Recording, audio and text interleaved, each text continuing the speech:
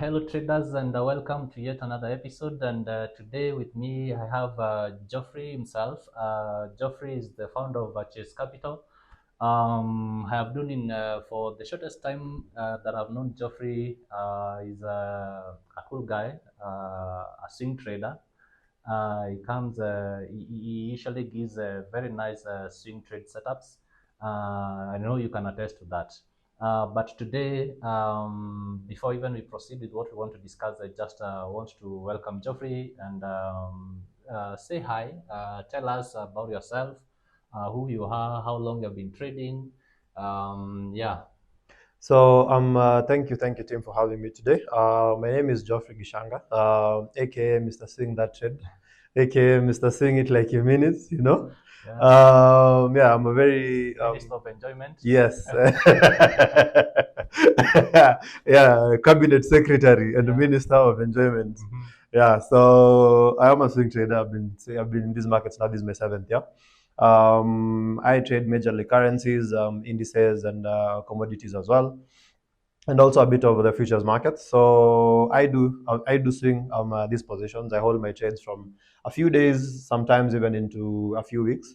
The longest time period I've held a position is 8 weeks. So that is a whole Fantastic. 2 months. Mhm. Yes. 8 weeks holding a trade. Yes. How are your emotions? Extra pressure. I can imagine.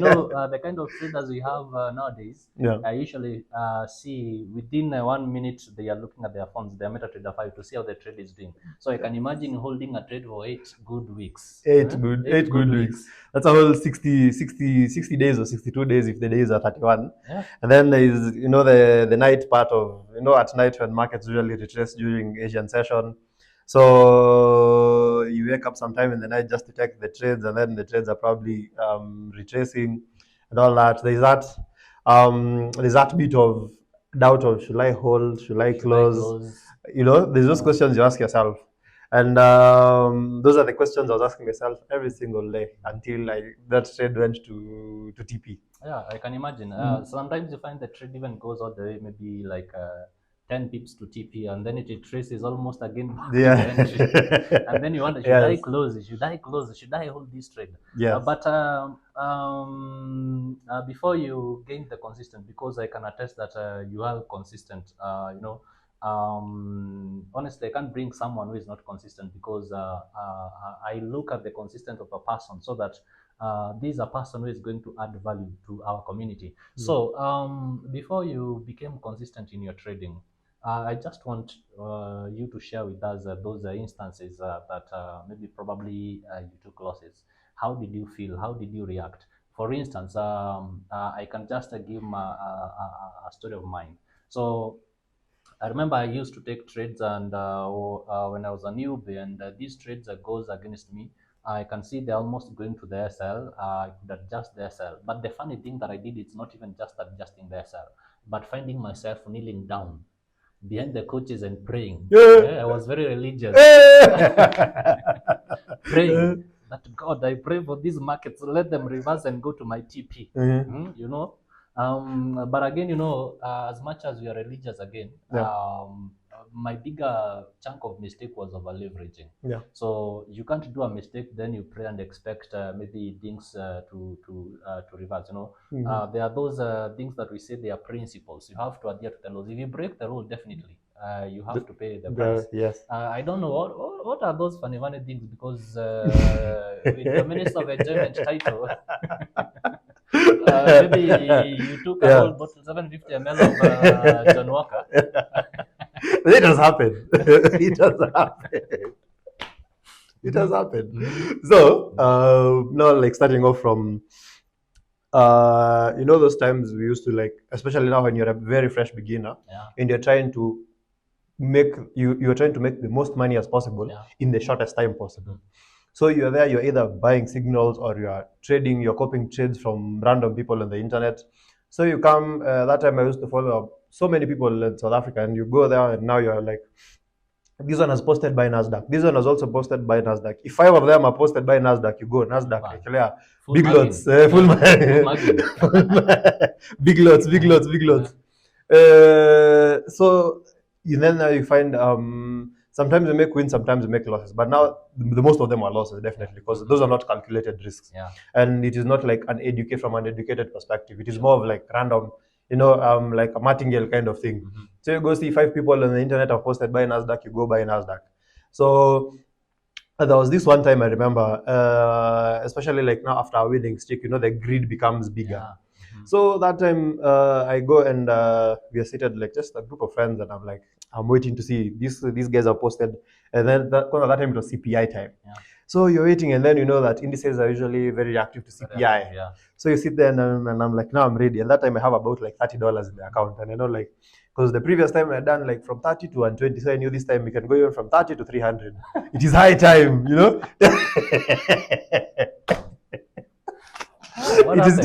it is time to test those earbuds. I'm sitting there. CPI time, you're told, it's a buy. So I'm there. Buy. Then all of a sudden, I saw a red candle like this. Oh my God. A red candle like this. Yeah? I'm 6 foot tall. That candle was taller than me. It was looking like this. It was looking like this. And I've never seen an account go from 30 to negative. You have the broker's debt. Yeah? You have the broker's debt. From having money to now owing the broker money. Where? You've just reminded me. Initially, I used to watch some TikTok videos.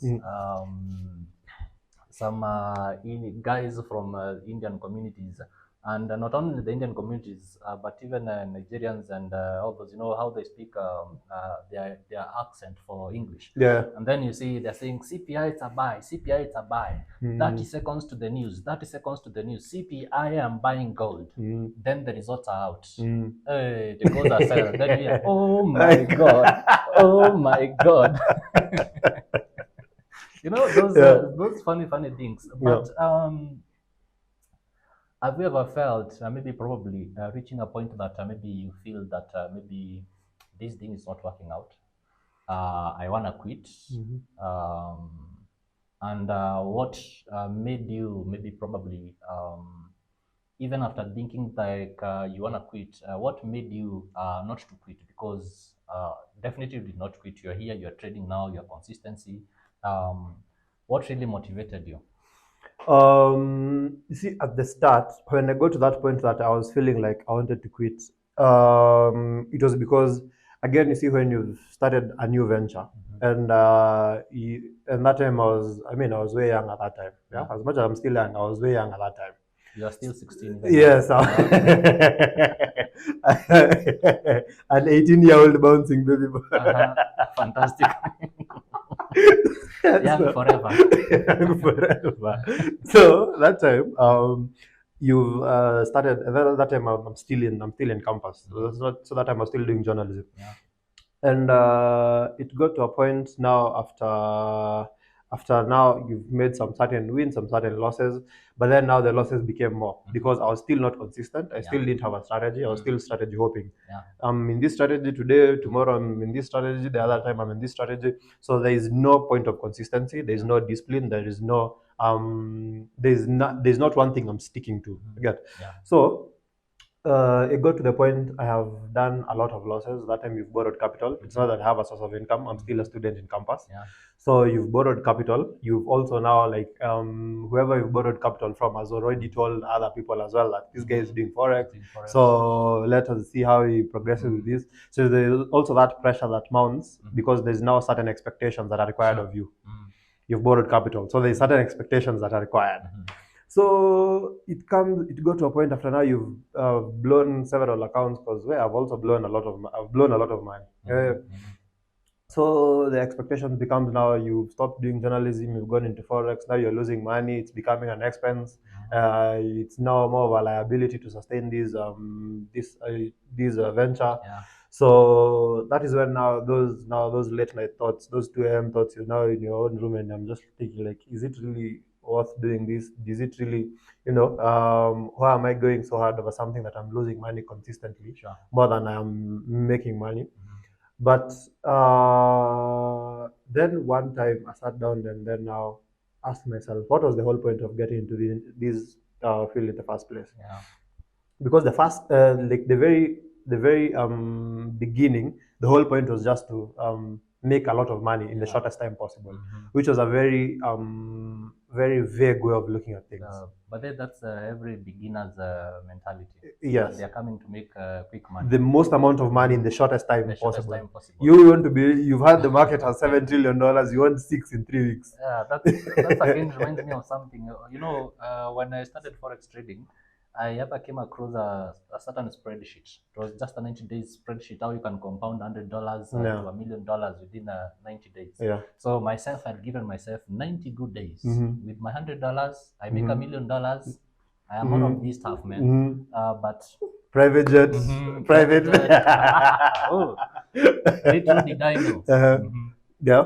So you see that time. So that time the mindset was really was the wrong thing. Yeah. Because I'm trying to get into an industry where immediately you get in, the people on the other side of your trades are very skilled professionals who have been there for years and years. Yeah. Remember, the market participants we have hedge funds, multinational corporations, central banks, large banking institutions, and all that. Those are the people who are the largest market participants. Yeah. So me with my $100 coming to me with my $100, I'm coming to take money from these people who are in large institutions, trading with billions, and I'm here thinking that I will come and outdo them. Okay? Yeah. So, and you see, the thing with trading, the moment you get into this industry, you are getting into in an industry where they are full of experts. Sure. They are full of people who have been in this industry for 10, 20, 30, 40 years.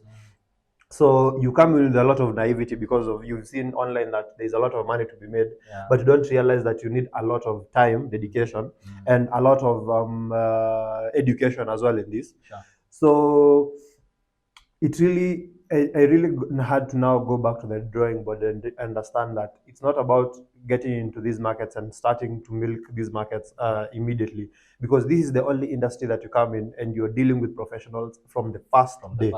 From the first trade you get in, you're dealing with very experienced professionals. The people on the other side do not really care that this is your first day. Sure. You will blow that account, you will blow 10 other accounts after that. Yeah. So you have to approach it from a point of, I'm coming into this industry with a longevity mindset. Yeah. I'm looking at it from the point of you're not even giving yourself like a timeline.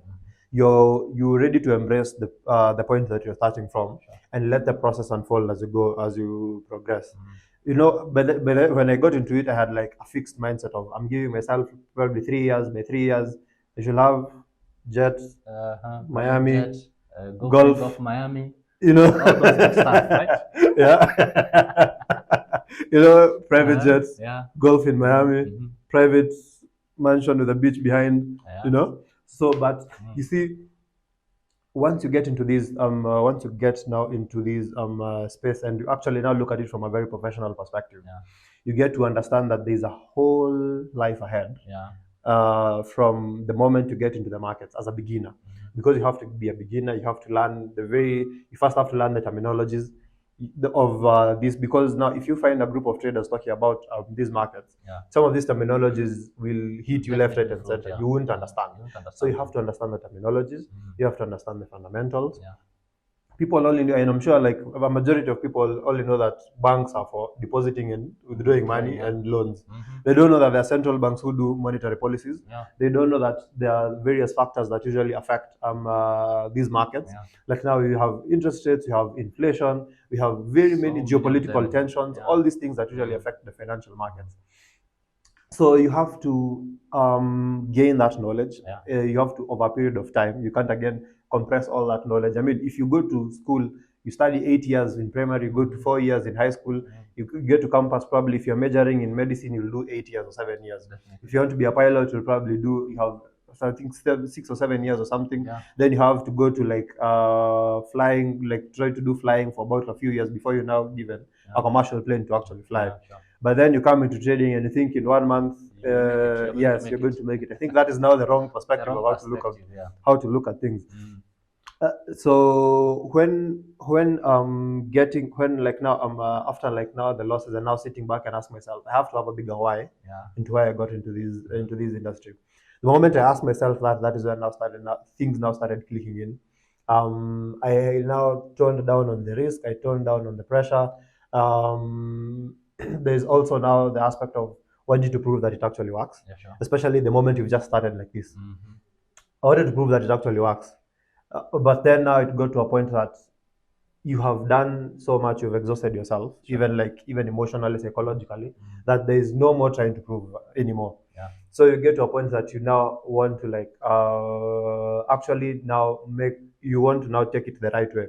So you don't give yourself even a timeline. Just take each day at a time. Each day you're putting in effort into learning this.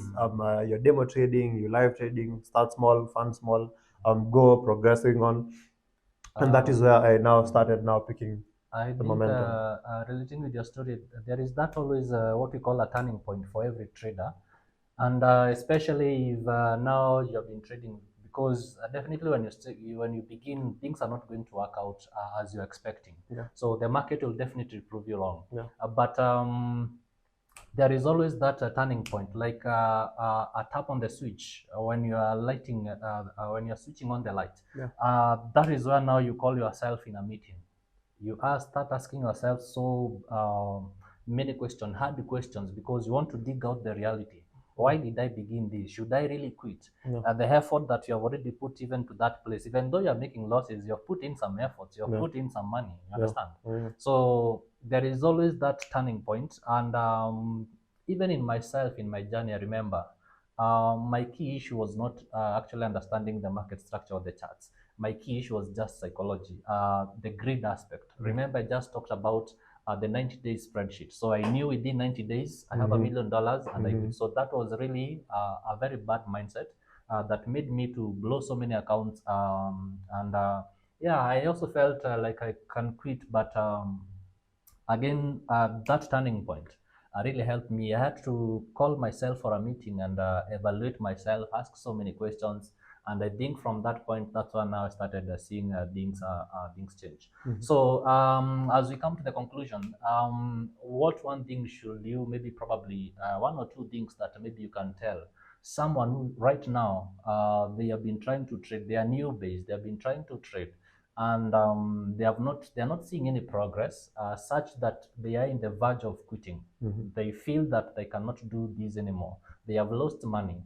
Or even someone who has been in this trading, but still they are persisting, yes, but they haven't seen the results that they want to do, and maybe probably they feel like they're gonna quit. So what advice should you give these kind of traders? First of all, I'd say sit down, get a book and a pen, or even a Notion template. Write down your trading plan. Write down, have a trading plan. Structure of how you'll have a trading journal. Then ask yourself a bigger why. You should have a bigger why into why you're getting into trading.